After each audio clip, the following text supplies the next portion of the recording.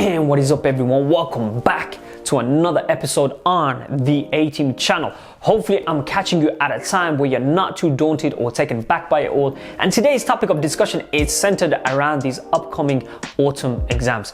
You know, those exams you were meant to be taking back in May and June, but you didn't. But now you are, and you don't know if you should be because your mind is telling you yes, but your body is. My body's telling me yes.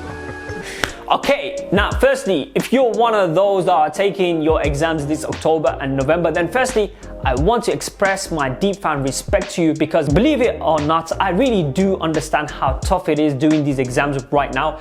I know you may be thinking how unfortunate you are whilst your friend is about to head over to a COVID freshers party somewhere and you're at home trying to figure out where to even begin. But hey, look, I'm speaking from a genuine place here. Don't see this as a setback because it really isn't. What you're going through isn't easy, and if you can just brace yourself through it, this will be a huge turning point for you. I know it's not going to seem that way or make any sense to you right now, but just trust me on this. Okay, before we get into it, guys, I'm really extending out everything that I possibly can to try and help you all in the process. So look, if you're studying towards A-level maths, chemistry, physics, or psychology, and Gcse maths, then we already have each of these entire courses broken down into these really nice chopped up chunkable videos where you can go through it at your own pace and convenience.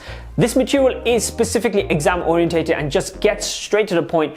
It doesn't drag into these sort of no nonsense sort of waffle. So just in case you didn't know, we're offering all of this for absolutely free, no strings attached. Well, you do need to be a subscriber and head over to Instagram and follow us there. But look, you guys are smart enough to have already done that, and so I would have already expected that from you, right? Right.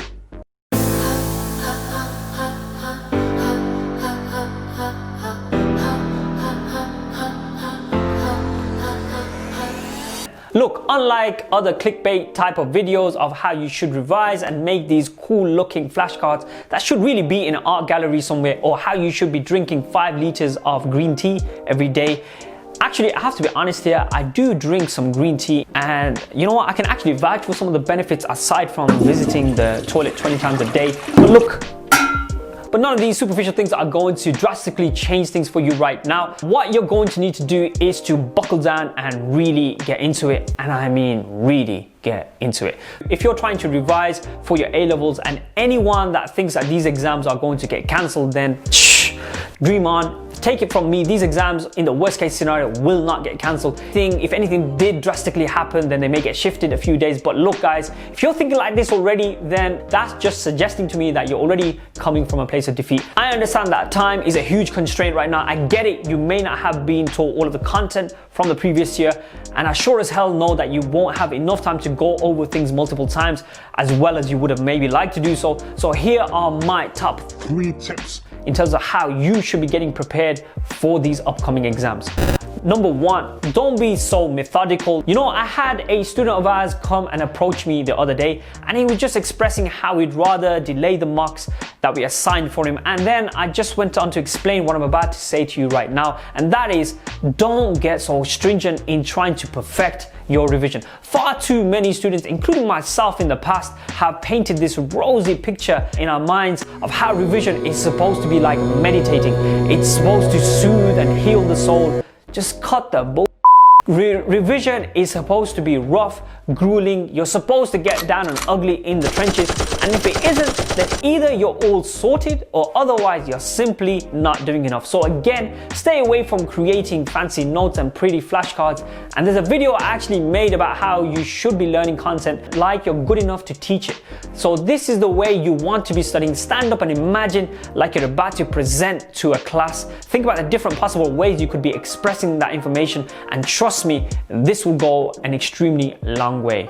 Number 2, structure your day. Don't be spending your entire day on one subject. Instead, break and plan your day in terms of how you could get multiple topics out from the day. So let's say, for example, if I was to be studying maths, chemistry, and biology, which just so happens to be the 3 most popular A-levels out there, then I'd start off early in the morning in going over a couple of topics for biology, and then I'd have a break and then practice some maths questions because maths is more of a practice-based subject. I'd then have lunch and then maybe test my retention on the bio I learned earlier. earlier. I'll then move on to look over some chemistry topics, and then in the evening, I'd do some bio exam questions based on the content I learned from earlier in the day. And the next day, I would start off by testing myself in the same way with the chemistry from the previous day's work that I covered. I would then eat, sleep, and repeat. You see, by switching it up, I'm constantly stimulating my brain and making it challenging for myself, not allowing myself to settle down at any given point. Some of you would say you can't learn everything properly that way, and yes, at first it does seem like that, but if you give yourself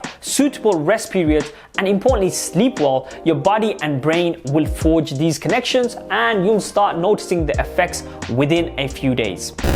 Number 3, exam questions. I think I seem to be mentioning this almost in every video that I cover, and that's because of how important it really is. Guys, this is the most important step in all 3 steps that I've just outlined, and if you can't do the other 2 steps, then make sure you're doing this one, since practicing real exam questions is the best way forward and the best form of learning and getting adapted to the way you're going to get tested. Since we've reached the end of September by now, and you should all be moving on to this stage if you haven't already, the idea isn't to just go through and do papers, but to look back at your mistakes and really gain an insight into where you went wrong so you can learn from that. And that's why I say that the grades shouldn't matter right now. Also, this builds up techniques like timing and how to structure your questions. Well, I hope that this now gives you all something to work with. Even if you're someone who isn't sitting your exams this autumn, these techniques can very much be applied when you get round to that, or better, just start from now. Don't forget, if you want to access our resources, which could save you time and get you better grades in the process, then make sure you subscribe to the channel and reach out to us on the gram. Otherwise, I'm pretty much done here today. My name is Amin, and I will catch up with you another time. Trying to put him in the worst mood. P1 cleaner than the church shoes. Really point to just to hurt them. All red lamps to tease them. None of these